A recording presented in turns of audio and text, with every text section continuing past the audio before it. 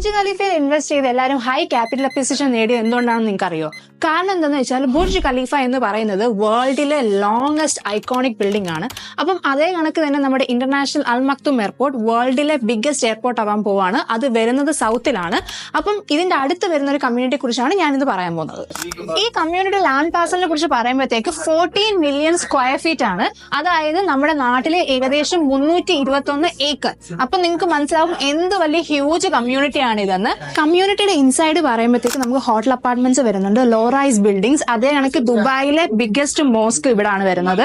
പിന്നെ business hub ഉണ്ട്, entertainment hub, പിന്നെ ലവിന്റെ സിമ്പിൾ ആയിട്ട് അറിയപ്പെടുന്ന നമ്മുടെ പാരീസിലെ ഐഫൽ ടവർ വരെ ഈ കമ്മ്യൂണിറ്റിക്കുള്ളിൽ വരുന്നുണ്ട്, അതിന്റെ റെപ്ലിക്ക.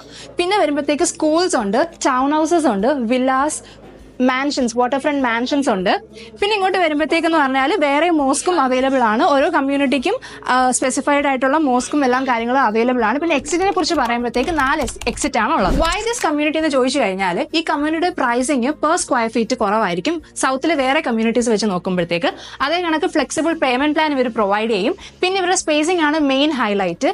അപ്പോൾ ഇങ്ങനെ ഒരു കമ്മ്യൂണിറ്റിയിൽ നിങ്ങൾ ഇൻവെസ്റ്റ് ചെയ്യാനോ ഒരു പ്രോപ്പർട്ടി ഓൺ ചെയ്യാൻ നിങ്ങൾ ആഗ്രഹിക്കുന്നുണ്ടെങ്കിൽ ഇതിന്റെ ഡീറ്റെയിൽസ് അറിയാൻ വേണ്ടിയിട്ട് എന്നെ കോൺടാക്ട് ചെയ്താൽ മതി.